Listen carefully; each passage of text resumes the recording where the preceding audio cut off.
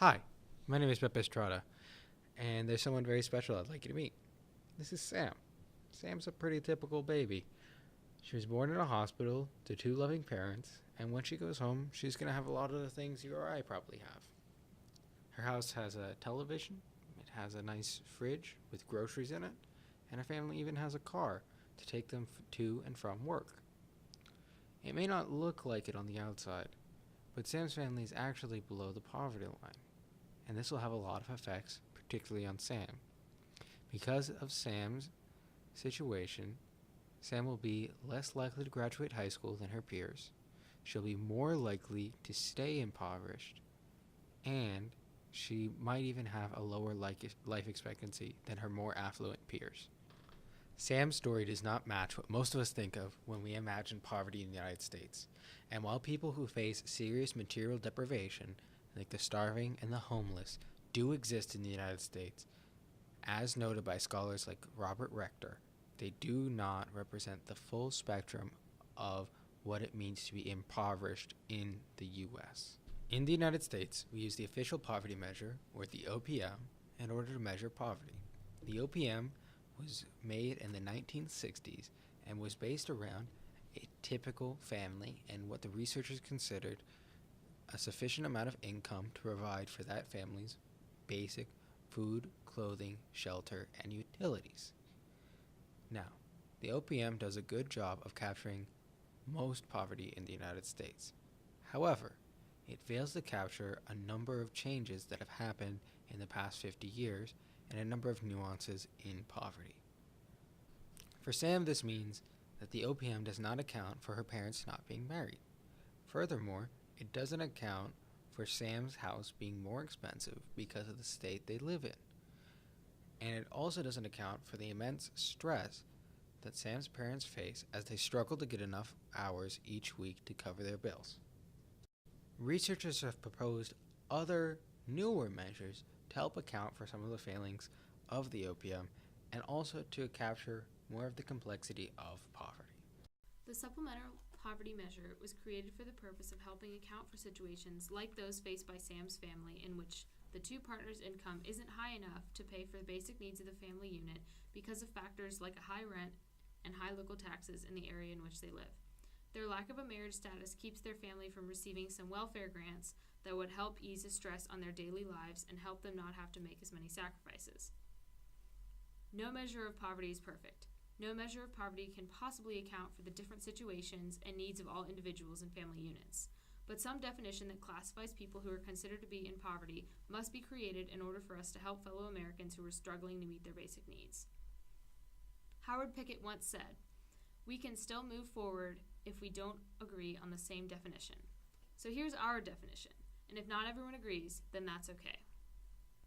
A person is in a category of poverty if they are unable to meet some or all of their physical, emotional, or financial needs because they must make sacrifices in order to ensure that they or their loved ones can acquire the food, water, shelter, clothing, utilities, healthcare, education, dignity, and self-confidence needed to live a pleasant life.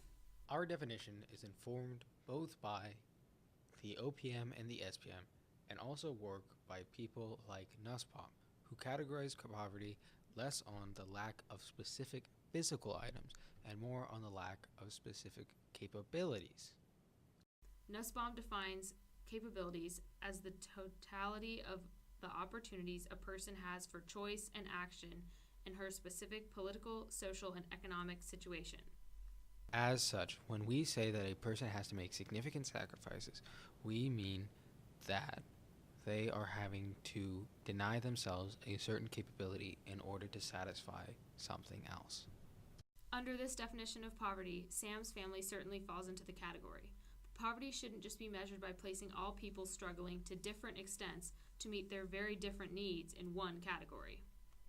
Although there are many potential ways to measure poverty, we believe that poverty should be measured based on considering the extent to which a person is at risk of not being capable of meeting their basic needs. For example, Sam's family should be categorized as being at risk for not having the capability to meet their basic needs, while a family exactly like Sam's living in a region with a lower cost of living would be categorized as at low risk for not having the capability to meet their basic needs. while a person living on the street would be categorized as being at high risk for not having the capability of meeting their basic needs. Using a category system to measure poverty is a better alternative to the OPM, which creates an income threshold that families either fall above or below.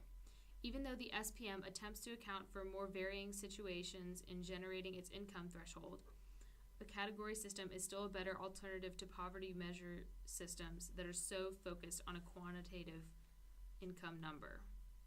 A category system based on risk is the best way to measure poverty because it considers different people's different capabilities to meet their basic needs. Instead of putting all struggling individuals and family units who each have different needs and capabilities into the same category of poverty, let's use this tiered categorical system. This system of measurement helps the American populace understand that poverty is a complex situation that has different effects on different people's lives. Remember, we see living in poverty as being unable to meet some or all of one's physical, emotional, or financial needs because they must make sacrifices in order to ensure that they or their loved ones can acquire the food, water, shelter, clothing, utilities, healthcare, education, dignity, and self-confidence needed to live a pleasant life.